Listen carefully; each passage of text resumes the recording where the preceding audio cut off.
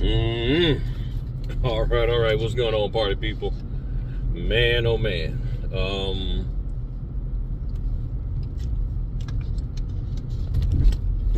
Like the title said, don't be offended if they don't want to speak to you. Sometimes you go into these appointments and the signers, they're just looking at you. I don't know why, and that happens from time to time. It could just be their personality. It could be a cultural thing. Who knows? But what I will say is, don't be offended by it. Don't get upset if they just sort of, like they don't even want to hear. Sometimes they don't even want to hear your voice.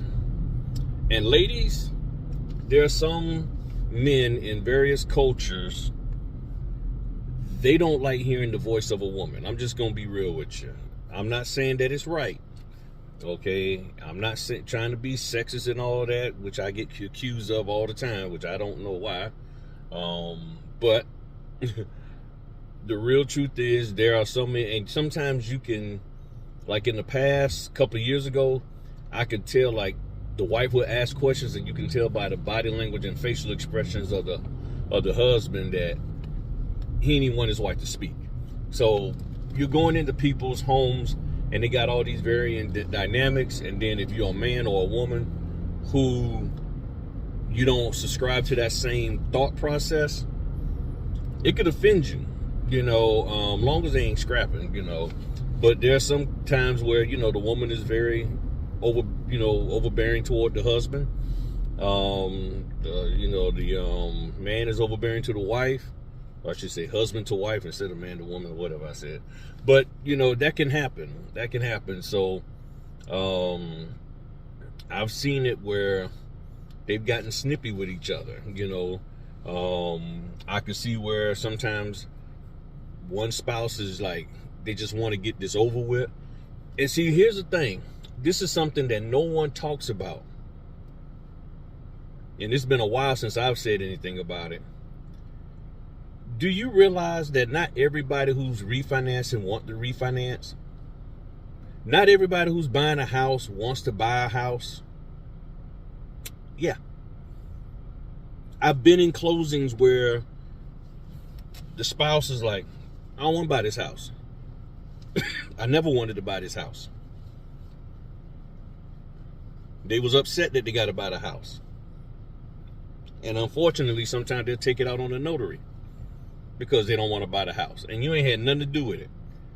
They'll take it out on you because they don't want to refinance or do the reverse mortgage or get a HELOC. But their financial situation is such that they got to do those things. They got to buy a house. They got to do, and they don't like the deal that they got. So they're not in the best of moods. Maybe they thought they was going to get back more money. I don't know. But all I do know is you have to do your best not to be offended by it, and you got to focus on staying on cue for what you're supposed to be there for. And don't allow yourself to get rushed or forced to take unnecessary shortcuts just to get out of there. It is very uncomfortable in most cases, but you got to stay on point. You got to stay focused on the task at hand. I'm telling you. And some of the times where I made my biggest mistakes as a notary is when I allowed their frustration to frustrate me. They're not wanting to audibly say, I do, when you ask them, when you swear them in. They just sit there, the husband or the wife, or the whoever's there, because, sometimes it could be business partners and all of that kind of stuff. It could be two gentlemen, it could be two ladies, but the bottom line is they really don't want to, answer. They just want to get this over with, and they're not in the mood for opening their mouth.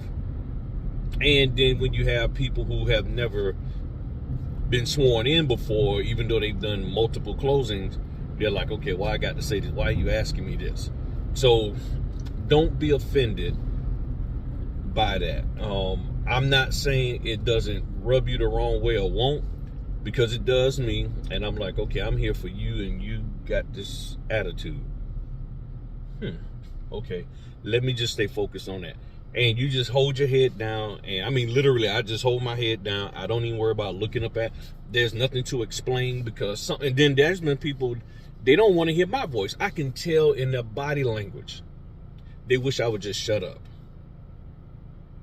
They don't even want me to say the title of the document. They just want me to hand them the document and let them sign. They would be better off if I just gave them the whole stack of papers and they would just sit there and just sign and I said nothing.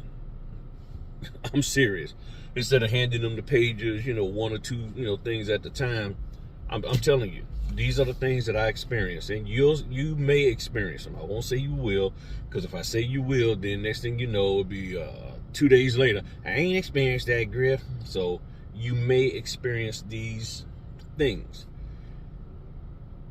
but you got to stay focused so that you can get the job done.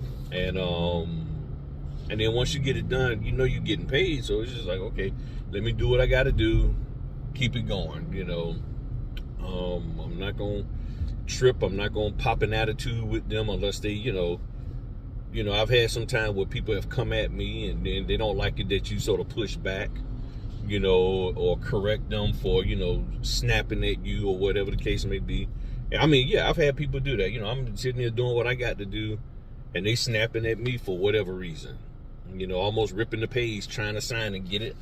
You'll be amazed that when somebody wants, I won't say, it's not so much they want you out of their house. They want you out of their house, but it's centered around the fact that they probably didn't want to do this thing in the first place, like I said earlier. And I don't mean to repeat myself, but I'm just trying to get you to understand. Sometimes it really isn't personal. It's just, that's just the way that person is. And you just got to find a way to push through it. All right, but I just wanted to share that with y'all. That happens maybe once or twice a week, throughout the signings that I do. And I'm not immune to it, but I don't let it bother me like it used to. It used to really, really bother me that people would have such a mean or dismissive attitude. And I have to say dismissive because sometimes they're not mean, or sometimes that's just their culture. They're not very talkative, and they're just looking at you as an ends to a mean, or a means to an end. I keep saying it wrong. Means to an end. And they just want you to get in, get out. And they're not personable at all. But the other spouse is, and it's just weird. But I just wanted to share that with y'all. I'm going down here to this place to pick up my wife's new student, her student's new uniform and everything, and all of that. So, you know what? I know what I'm gonna do. Hold on. All right, I stopped that video so y'all can see. So for those of y'all who do want to do cosmetology, see, this is what my wife gets you. Get your uniform, get that wonderful logo, get the student's name on there. Nice. That's a company called Fully Promoted here in Virginia Beach. They do a great job. This is the company, Fully Promoted. You need stuff embroidered, they do an excellent job. She's been working with them for several years. That's her shirt. Then this is her, I believe, the lab jacket. So every student gets their uniform, get their own uniform, and get it embroidered for the price of the course. So excellent. So we take care of our people. We do everything in excellence. Take very good care and Fully Promoted. Thank you very much. Y'all did another great job.